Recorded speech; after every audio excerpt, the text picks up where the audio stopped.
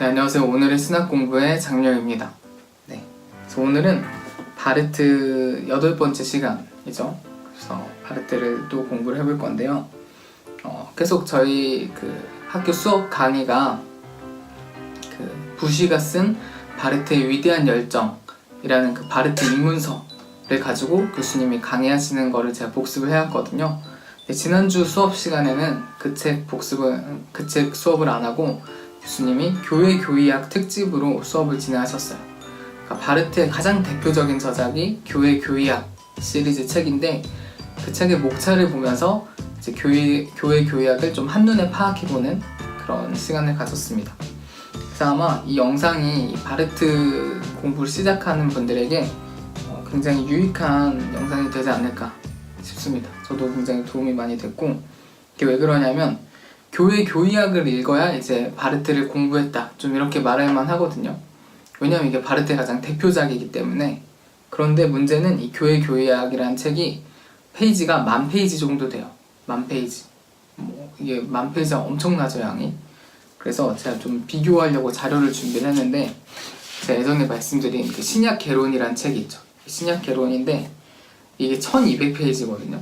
두께가 막 이 정도예요. 두께 막 엄청나죠. 이거 뭐 들고 다니기도 어렵고, 이게 1200페이지인데 이런 거 피기도 사실 되게 겁나는 책이거든요. 이런 책은 사서 공부하기, 제가 흔히 벽돌이라고 부르는 이런 건데, 이게 10권 가까이 되는 분량이 교회 교의학인 거예요. 그러니까 양이 뭐 엄청나죠. 그래서 섣불리 이제 시작하기 어려운 책인데, 그래서 저도 바르트가 직접 쓴 책을 읽어본 거는 이거밖에 없어요. 개신교 신학 입문이라는 책인데, 이거는 바르트가 노년에 은퇴하기 직전에, 은퇴할 때쯤 바즐 대학교에서 강의한 내용으로 이제 책을 쓴 거거든요. 그래서 굉장히 얇고 한 100페이지, 200페이지 정도 그 사이일 거예요. 그래서 바르트의 자기 신학을 스스로 좀 노년에 정리한 그런 입문서인 거죠.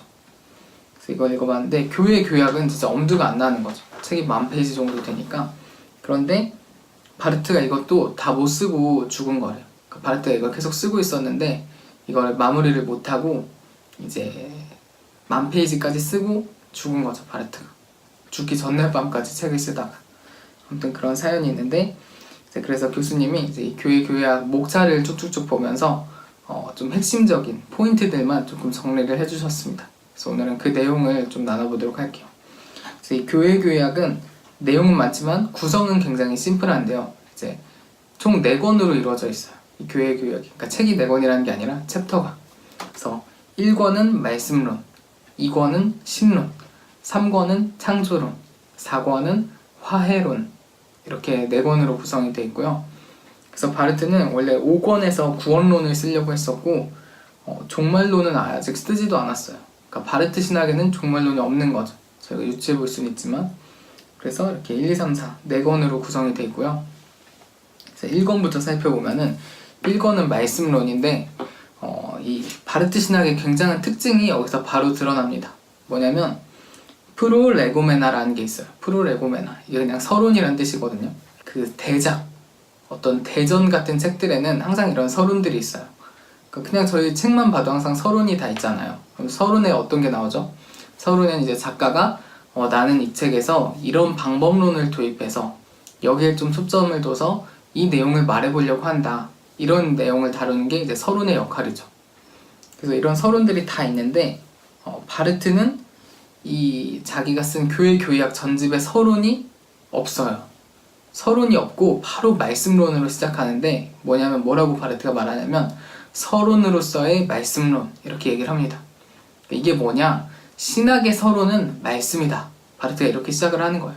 그러니까 인간이 어떤 자유주의적인 방법론처럼 인간의 논리나 방법론을 서론으로 사용하게 되면 인간 자신의 논리 안에 갇혀서 신학이 왜곡된다, 이렇게 말하는 거예요. 그러니까 바르트의 방법론의 차이를 가장 대표적으로 보여주는 부분인 거죠. 지금까지의 신학, 거의 문화 개신교라고 불렸던 19세기 그 자유주의 신학은 인간의 방법론으로부터 출발했다면, 반대로 바르트는 나는 말씀으로부터 출발하겠다, 이런 차이를 보여주는 거죠. 이게 굉장히 특징이고, 그래서 이 말씀론에 무슨 제일 대표적인 내용이 나오냐면 계시에 대한 얘기가 나옵니다. 제가 계시론에 대해서는 앞선 시간에 많이 살펴봤었죠. 그런데 이제 제일 중요한 거는 여기서 나온 게 말씀의 삼중성. 네, 이런 얘기 아마 많이 들어보셨을 거예요. 그래서 바르트는 말씀의 삼중성을 얘기하는데 말씀이 삼중 형태로 존재한다는 거예요. 이게 뭐냐면 계시된 말씀, 기록된 말씀, 선포된 말씀, 이렇게 세 가지 형태가 있는 거죠. 그래서 여기서 계시된 말씀은 예수 그리스도 그 자체입니다. 그러니까 예수님이 말씀이시잖아요. 요한복음에 따르면 말씀이신 예수님이 이 땅에 성육신 하셨죠. 그러니까 계시된 말씀, 그게 바로 예수 그리스도라는 거예요. 그리고 이 예수 그리스도에 대해서 기록된 책, 기록된 말씀, 그게 바로 성경, 성서인 거죠. 그리고 이 계시된 말씀인 예수 그리스도와 기록된 말씀인 성서의 증언을 선포하는 말씀, 선포된 말씀, 그게 바로 설교인 거죠. 그러니까 이 세 개는 모두 바르트에게 말씀인 거예요. 그래서 말씀은 이 삼중 형태를 가지고 있는 거죠. 그래서 이게 굉장한 신학적 함의가 있는데, 그래서 바르트는 설교자의 자격에 대해서는 강조하지 않아요. 뭐 목사만 설교할 수 있다, 신학자만 설교할 수 있다, 이렇게 얘기하지 않고 바르트는 설교는 앞선 다른 말씀들 있죠. 계시된 말씀, 기록된 말씀, 이 두 가지에 충실할 때만 선포된 말씀의 기능을 감당할 수 있다, 이렇게 말하는 겁니다. 그러니까 강단에 서서 목사님들이 막 설교한다고 그게 다 말씀은 아닌 거예요. 그 말씀의 내용을 예수 그리스도에 비춰보았을 때, 성경에 비춰보았을 때 일치할 때만 그 강단에서 전해지는 그 사람의 말이 말씀으로 전해지게 되는 거죠. 그래서 바르트는 이렇게 말씀의 삼중성을 얘기를 했고, 그래서 이게 설교학 시간에도 나오고 여기저기 굉장히 많이 인용되는 바르트의 띵언 중에 하나입니다.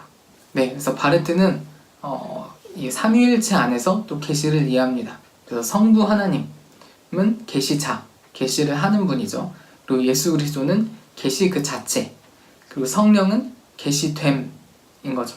그러니까 계시가 저희한테 주어지게 만드는 분이 성령님이신 거죠. 성령님이 이제 저를 조명해 주시고 깨닫게 해주셔야 저희가 예수 그리스도라는 계시를 알게 되기 때문에, 그래서 계시자, 계시, 계시됨, 성부, 성자, 성령, 이렇게 삼위일체적 차원에서 바르트는 또 이렇게 계시를 이해하고 있습니다. 그래서 1권에서 제일 저희가 기억해야 될 만한 주요한 내용들이고요. 이제 2권으로 넘어가면, 2권은 신론이에요. 신론.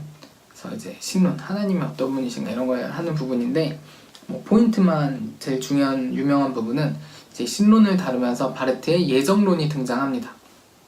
그래서 이제 전통적인 예정론은 칼빈의 이중 예정론이에요. 칼빈의 이중 예정.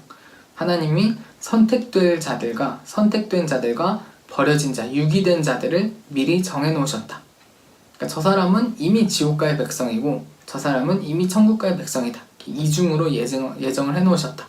이게 칼빈의 예정론이거든요. 그러니까 칼빈주의의 예정론이죠. 칼빈의 개장. 이게 칼빈의 예정론인데, 이런 칼빈의 이중 예정은 근대에 많은 도전들을 받게 돼요. 일단 루터교 쪽에서도 이걸 굉장히 거부를 하고, 네덜란드 교회는 이 칼빈의 이중 예정론을 아예 빼버리기로 결정을 했었다고 합니다. 근대에 들어서서. 그러니까 뭐 말도 안 된다. 칼빈을 이제 루터교나 그 네덜란드 교회에서 이해할 때는 굉장히 막 그 무서운 존재, 그런 악마 같은 존재로 막 묘사를 하면서 조롱을 하고 있었던 거죠. 칼빈의 예정론에 대해.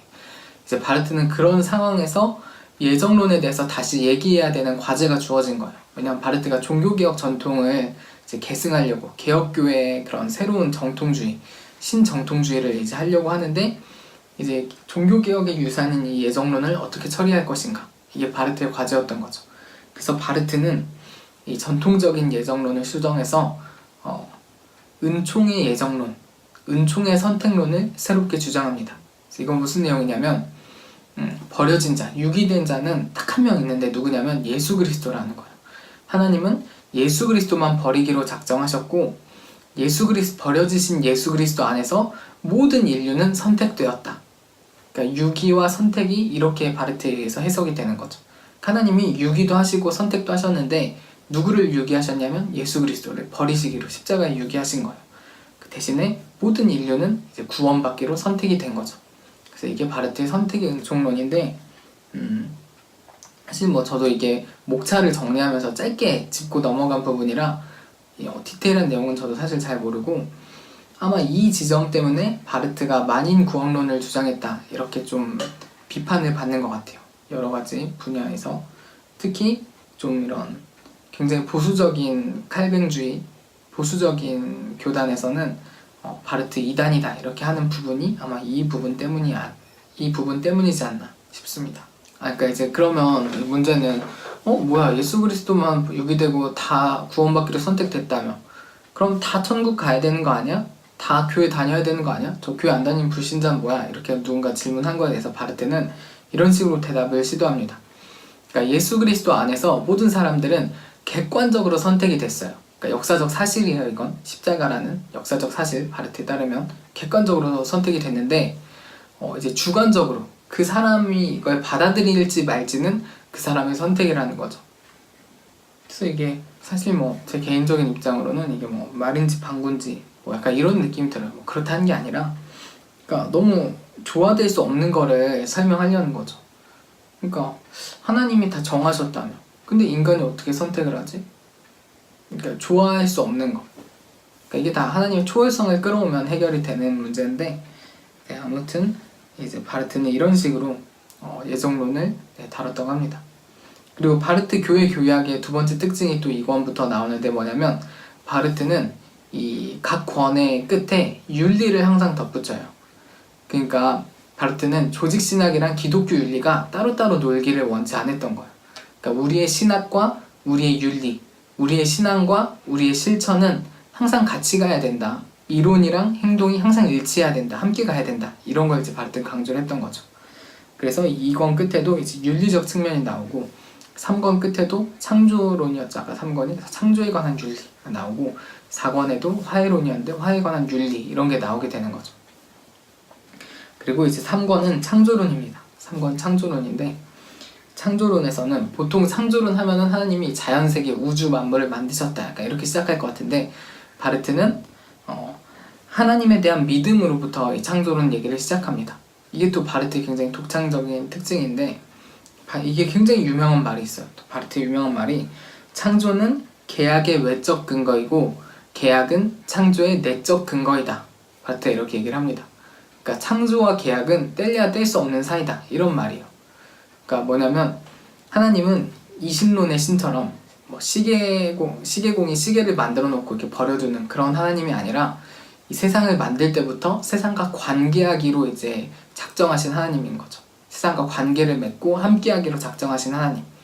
그래서 창조는 창조의 원리 안에 계약이 있고 계약이 외면적으로 나타난 게 창조다. 이런 얘기인 거예요. 그래서 이 온 피조세계는 하나님과 피조물 사이에 계약의 무대이다. 이렇게도 얘기를 할 수 있는 거죠. 그래서 창조는 피조물에 대한 하나님의 긍정이다. 이런 의미를 또 가질 수 있는데 어떤 점이냐면 예를 들어서 좋은 예는 아닐 수 있지만 이 방이 이렇게 있잖아요. 근데 제가 방에 반려견을 한 마리 키우기로 했다고 해볼게요.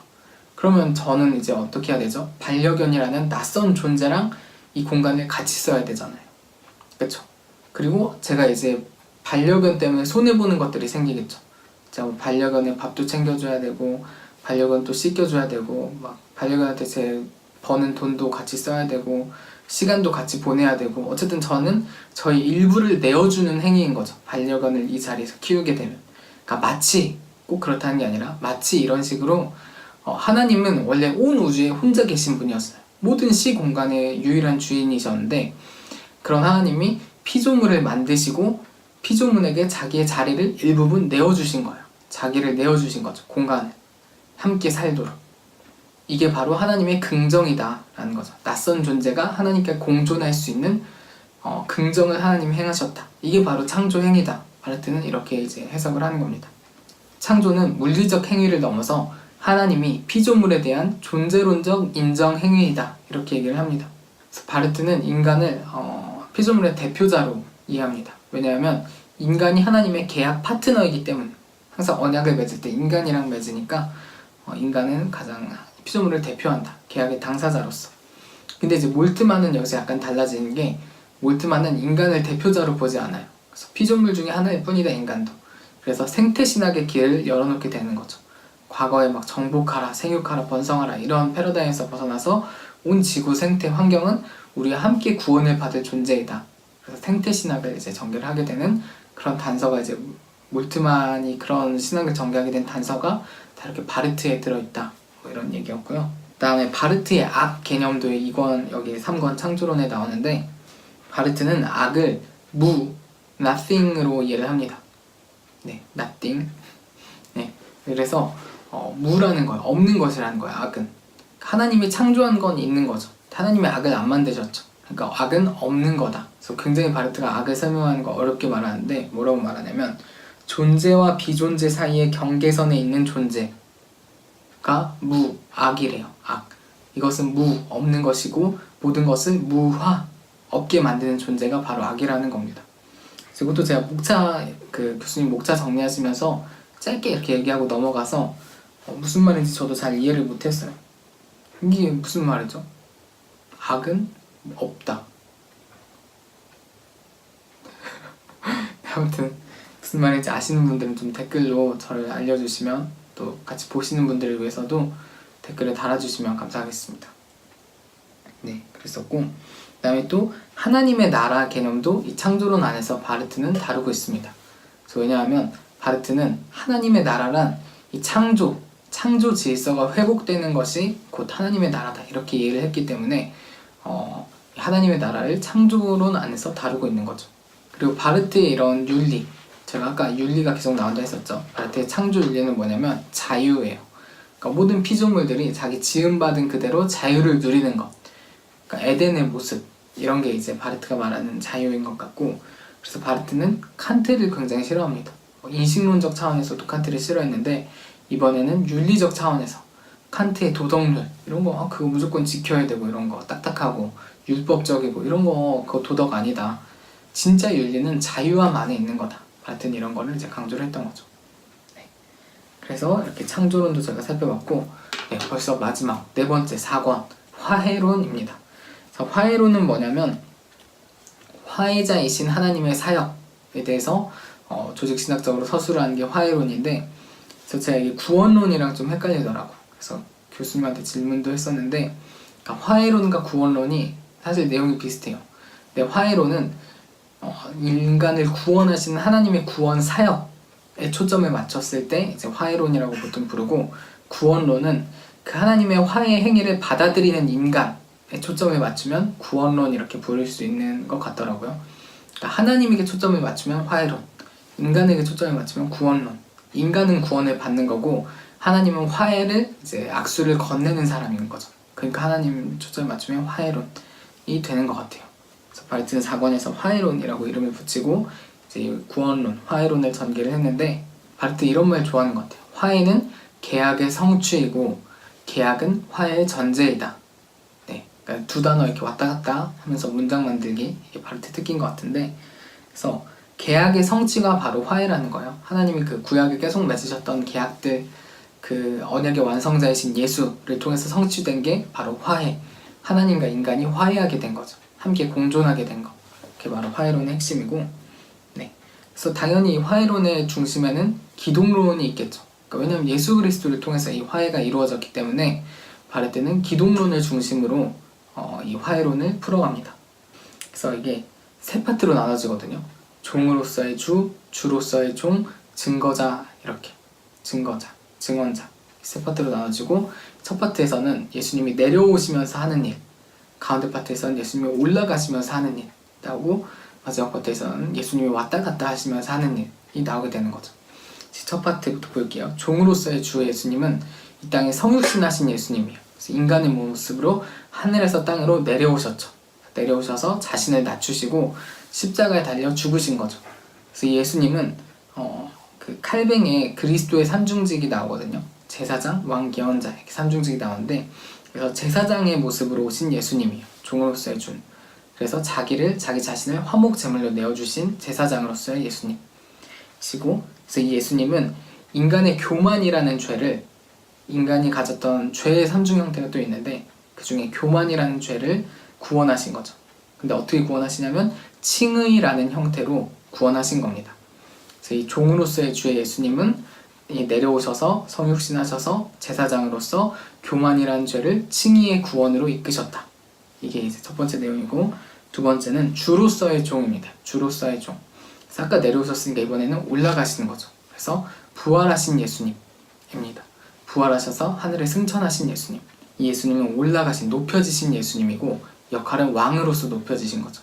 그래서 이 예수님은 인간을 태만이라는 죄에서 구원하셔서 성화의 길로 이끄시는 구원자이십니다. 바르트의 두 번째 부분이고, 세 번째는 이제 교류하시는 예수님, 왔다 갔다 하시는 거죠. 올라갔다 내려갔다. 그래서 이 교류하신 예수님은 참된 증거자의 역할을 감당하십니다. 참된 증거자고, 그래서 소명을 주는 거예요. 우리에게 소명을 주시고 성령 공동체를 만드신 예수님. 그래서 역할은 예언자, 선지자의 역할. 네. 그래서 인간을 기만이라는 죄에서 구원하셔서 소명이라는 새로운 구원으로 인도하신다. 이런 거죠. 네. 그래서 여기 종으로서의 주, 주로서의 종, 참된 증거자. 이렇게 세 기독론을 바르트가 이렇게 세 부분으로 나눠서 이제 각각 내려왔다가 올라갔다가 교류하는 그런 도식을 만들어서 이걸 설명을 하고 있는 거죠. 이게 4권의 화해론의 핵심적 내용이고요. 그래서 바르트가 뭐든지 이렇게 삼중 형태로 설명하는 걸 굉장히 좋아하고 또 잘하는 것 같아요. 그러니까 이게 조직신학자로서의 좀 자질인 것 같더라고요. 보니까 이 업계의 어떤 성공 비결 이런 건데, 조직신학자들이 이렇게 딱딱 떨어지게 뭐를 잘 말하면 되게 인정을 받는 것 같아요. 삼중 형태, 그리스도의 삼중직, 말씀의 삼중성, 계시의 삼중 형태, 삼일체 이렇게 세 개로 딱딱 떨어지면은 다 굉장히 인정을 받습니다. 바르트가 이런 거 굉장히 잘했는데, 칼빈이 말한 그리스도의 삼중직이 있어요. 아까 제가 말씀드렸죠. 제사장, 왕, 예언자, 선지자 이렇게 세 가지 형태. 그리고 바르트는 죄도 세 가지로 얘기해요. 인간의 죄는 이거 세 가지다. 교만, 태만, 기만. 이게 어쩌다 한국말에 이렇게 라임이 딱딱 맞은 것 같은데, 네, 죄가 이렇게 세 가지가 있고, 또 구원의 삼중 형태도 있어요. 각각의 죄로부터 구원되는 게, 교만으로부터 구원을 받는 게 칭의. 하나님 없이 내가 구원받을 수 있다. 나는 의인이다. 이런 교만이 이제 인간의 죄였는데, 칭의. 의를 저희가 전가받음으로써 구원을 받는 거죠. 그리고 두 번째 죄가 태만이에요. 태만. 게으른 거. 근데 어떤 게으름이냐면 하나님 뜻대로 살지 않는 게으름인 것 같아요. 이 게으름으로부터 구원을 받는 게 성화. 성화의 길. 이게 태만으로부터의 구원이었고, 세 번째 기만. 기만, 속이는 거죠. 근데 저 정확한 내용을 모르는데, 그래서 이건 것 같아요. 그러니까 구원받고 성화받은 백성이 자기만 만족하면서 사는 거는 세상을, 하나님을 기만하는 행위라는 의미인 것 같아요. 그래서 이 기만으로부터 구원을 받는 게 소명, 소망인 거죠. 소명. 부르심을 받는 거예요. 인간이 누구에게로? 전 세계에 하나님 말씀을 증언하는 역할로 부르심을 받는 소명. 이게 바르트에겐 구원인 거죠. 그래서 이렇게 죄의 삼중 형태, 구원의 삼중 형태, 이런 식으로 바르트가 삼중 형태로 많이 정리를 했습니다. 그리고 또 이 4권은 바르트의 성령론이 좀 나오는데, 바르트는 성령을 철저히 공동체의 영으로서 이해합니다. 그래서 바르트는 공동체, 개인 사적인 직통 계시를 받고 이런 영이 아니라, 바르트에게 성령은 사도행전을 모티브로 이 성령을 이해하는 것 같아요. 그래서 성령님 어떤 일을 하시냐면, 성령은 공동체를 모으고 공동체를 성숙시키고 공동체를 파송하는 역할을 성령님이 맡으신다는 거죠. 철저히 공동체 안에서, 교회 안에서 이루어진 일인데, 그러니까 사도행전을 보면 처음에 오순절 날 베드로가 이제 설교할 때 성령님 막 임하시잖아요. 그래서 이제 교회가 모아졌죠. 교회가 탄생했죠. 막 3,000명씩 회개하고. 그래서 그리고 이 성령을 통해서 사람들이 성숙하죠. 근데 막 성령을 받으면서 하나님의 뜻을 깨닫고 구약을 깨닫고 사람들이 막 이제 순교를 결단하고 이런 성숙들이 일어나죠. 그리고 이제 파송하게 되죠. 이방인에게도 온 사마리아 땅끝까지 이제 복음을 전하라, 이렇게 파송하는 역할. 이제 성령의 공동체의 영입니다. 네, 그래서 오늘은 이렇게 바르트의 교회학의 각각 내용들을 다 다루진 않았지만 각 권들의 핵심을 조금 교수님의 설명에 따라서 제가 복습을 해봤습니다. 그래서 저도 아직 교회학은 읽어보진 못했는데 대략적으로 이런 내용이 있겠구나 하는 데는 좀 도움이 되지 않았나 싶습니다. 그래서 이번 주에는 그 바르트 수업 대신에 특강이 있거든요. 바르트 학회 모임으로 수업을 대체한다고 하셔서 제가 그 학회를 한번 들어보고 혹시 그 중에 좀 좋은 내용이 있으면 또 소개를 해드리도록 하겠습니다. 네, 지금까지 오늘의 신학 공부 바르트 복습이었습니다. 감사합니다.